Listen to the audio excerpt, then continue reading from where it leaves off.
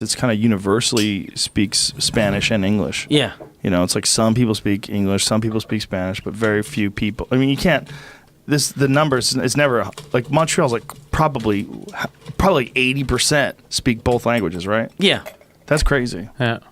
It's a beautiful city, man. It's amazing, but your fucking freedom of speech laws are dog shit. Yeah. That is fucking. They don't exist. Well, you're gonna create shitty art when you have that. You know, the way that you punish someone who you think is doing something awful with their speech, as long as they're not calling for someone to be murdered or something. Right. The way you do it is you don't go to their show. You say, I don't want to support you, and then that's it. You don't find them. If enough people don't like you and you have a message of hate and won't come out, you won't make money, you're gonna stop doing it. That's how you kill that. I definitely don't think you should have a message of hate. Yeah. But I don't think that certain people should be able to decide what's hateful. Yeah. Because they keep pushing that boundary the same way they push all the other boundaries. They push the boundaries of what's the definition of prejudice? What's the definition of entitlement? What's the definition? Are you always coming from a place of privilege? So are you always entitled? Are you always racist? Do you have? I mean, you know, like they have those. They do this with corporations, and there's no evidence that it works at all. They do unconscious bias like counseling, where they sit down with their employees and they talk to them about perhaps this unconscious racism they might have, and so everybody's like, "Fuck, am I racist?" Yeah. And they go over this. That's so shitty. It's so crazy. Yeah. But what's crazy about it is that all it is like they needed a response to a perceived situation, which I'm sure is a situation in many, many places. I'm not trying to minimize that. But they needed a response, so their response is something totally unscientific, not support, but at least they can say they're doing something. They have, racism bias training, and they have these people sit down and they talk to you about like, this is what you do. You know, if a person of color walks in, this is like, you know, it's everybody's like, shit, I don't want to be racist, but I don't think it works, man. And I don't think it's not the way. Look, racism sucks. And the way to stop racism is be a good person. Yeah. Like the more good people we have, they will inspire more good people. We will all realize that racism is fucking stupid, and we should treat people as individuals always, whether it's by gender, by sexual preferences, origin of your ancestors. I don't care. I care in terms of like sexual preference. I care in terms of like whether I think you're attractive or not. I care in terms of like whether I decide, like there's some people that want to hang out with really loud people. Yeah. There's some people that want to hang out with people that are like more demure, or some people that are more introspective. Everybody likes different shit. Yeah. You're allowed to like different shit, but you're not allowed to discriminate against someone and keep them from occupation or keep them from a place to live. And if we all thought that way and just treated people on the merits of their own individual personality and character, we'd have a way better world. I think we could all agree to that. As soon as you get in these groups of all white people or all Asians or all, like, fucking come on, man. That's too small. That's such a gross generalization. It's too small of a common denominator. It's too weird. What you are, like how much of what you are is where the fuck you're from and shit you can't control, like how much melanin you have in your skin. That's ridiculous. What you are is all the things you've experienced and all the life you've lived and all the lessons you've learned and where you are at this moment. You know, and if I like you at 30, I might not have liked you when you were 18. You might have been fucking annoying. But I meet you when you're 30 and I'm like, hey, you're cool. You know, and everything's great. Yeah. And that should be okay too. It's not like we have to distinguish between people just being not interested in talking to any one individual and what is wrong with gross generalizations and then tribal ideas of like sticking to only people of European ethnicity and these are the good folks of European descent. Like, you're fucking crazy. Yeah. Civilization's been down that road, stupid. You can't do that shit again. And you can't do it for Asians either. You can't do it for black people. You can't do it for anything. You can't say everybody's great in this group because it's nonsense. It's so simplistic. It's not just simplistic, it's dangerous. And it also makes people scared to say anything about it. Like, I don't want you thinking that I hate the thing I fill in like, the blank. the thing I like about not censoring hate speech is if you let hateful people say their hateful things, you know where the dangerous people are. Yeah. So if you're censoring, like, you can't use this word, you can't say this, you can't say that, you don't know who the fucking weirdos are that hate black people, that hate gay people, that hate the trans, because everyone's acting exactly the same, like everything's cool. And then when they're with their friends or whoever, the people that think like them, then they're spewing all their fucking hate and shit and garbage. Well, whenever people can't express themselves freely, there's going to be some sort of suppression. And if there's some sort of suppression, there's a resentment of that suppression, and then there's just like this anxiety and this tension.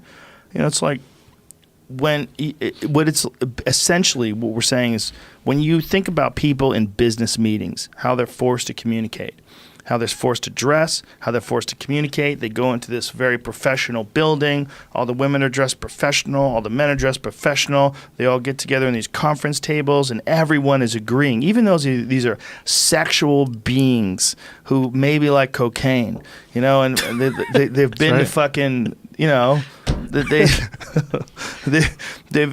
been to music festivals, and they've maybe been to Burning Man, but they're contained. They're contained in this room, and they're talking about statistics. They're talking about probabilities, and then someone brings up diversity. Yes, diversity, all very important. And everyone is behaving in this super weird world where you can't move outside the box even remotely. If you move outside the box even a little, if you say, you know about the guy from Netflix that got fired because he used the N-word in a descriptive. He was talking about Tom Segura's special, where Tom Segura was talking about changes in language. Right. And he was talking about some words you can't say anymore. And he says, like, you can't say retarded. He says this. Just because he said that, people were getting angry at him and protesting, and groups were trying to boycott Netflix. I remember that. Right. So this guy, I don't remember his name, but he was one of the big wigs at Netflix, and he said, he was like, it's like saying the word nigger to an African-American person. That's what it's like to say retarded to a family where someone has someone who's Down syndrome. So he was defending. He was talking about how offensive that word is to people. So it's like, this is the issue that we're dealing with. So he's just talking about it in a very matter-of-fact way. They report him for saying the word, and he gets fired. And apparently he did this twice. That's what I read. In the same kind of context? Yes, the same exact context. So he's repeating this thought. He's basically having they're doing an intellectual exercise. Like, is it the same to you? And he's saying it around African American people. But in saying it around African American people, just the fact that he said the word and uttered it like abracadabra, just saying it was enough for him to lose his very high profile job at Netflix, which was apparently well liked, and it really. Do you think we're becoming like this because our lives are too easy? That like, if we had to struggle to get food and protect our families, we wouldn't be worried about this word or that word or my feelings. 100%. Yeah, I think we're seeking out altercations when we don't, because I think we're programmed for a certain amount of interaction with people that's unpleasant. We're programmed for a certain amount of competition, whether it's verbal or physical. We're programmed for it. And I think it's what got us to 2018 in terms of the crazy history of the human species as it marched across the world. Just imagine leaving Africa. What do you got? Animal skins on your feet, and you're walking out. Like, what? Yeah. Who the fuck were those people, and what kind of people did they encounter? That's our ancestors. Yeah. You know, our ancestors had just been dealing with bullshit forever. And when there's no bullshit, like, there's some bullshit over there. There's 78 different gender pronouns, motherfucker. And the reason why you don't think so is because you're a cisgendered, white privileged piece of shit, and all white people are racist. And then you start tweeting up a storm. If you go to those people's pages, one of the things that I'll find a person who says like preposterous shit, and if I'm not blocked by them from some gigantic auto blocker, which sometimes they do, they just block everybody. But if I'm not blocked by them, I will bookmark them. So instead of like following them so they know I'm following them, I would just bookmark them. So I'll just go back. So I have a file on my computer called Crazy Motherfuckers, and I will go to this Crazy Motherfuckers page, and we'll see them go through these manic depressive states and freak out about the world, and then every now and then something will get tossed in there about relationships, you know? I mean, Because It's I fun. know it is harder for someone of color, like black or Arab or Asian, but Around some people. Around some people, Yeah. But saying white privilege, like there are a lot of white homeless men. And whenever Yeah. I see a white homeless dude, I always want to give him money and go, white privilege. Dude, there's no doubt there's an advantage in this current climate and world to being white. The problem is the white people are not guilty of doing anything just because they're privileged. Right. So instead of calling it white privilege, what we need to concentrate on is the people that are racist. That's the only real problem. Yeah. The only problem is racist people. And even though white people get discriminated against less, the problem with saying things like black people can't be racist because racism is a power thing and white people Yeah, have that's power bullshit. over Yeah, black that's- people. It's a fucking intellectual farce. Yeah. They know it is when they're saying it, and it's just one thing that they just repeat, and you're supposed to accept it. And it's a part of what we were talking about earlier, where there's a game that's going on. And the game is, I want you to say the 78 different gender pronouns. I want you to say that. I want you to do that. I want you to refer to me as that. I want you to refer to me as this. I want you to do what I want you to do. I want you to stop using certain language. I want you to start saying certain things, because that means I win. Yeah. That's counterproductive because you're not teaching anyone how stupid it is to just discriminate based on race. All you're doing is blocking out them being honest. I think that doesn't even work anyway. I think what really works is leading by example. I think that's the only thing that works. What I think we learn from is we learn from people better than us. You see someone who's amazing and she's super smart and she's really kind to people who are, God damn it, I got to be more like her. Yeah. And I think that's we're missing that aspect of it. The chastising. See, this is the problem Yeah. with what goes on with the left in particular.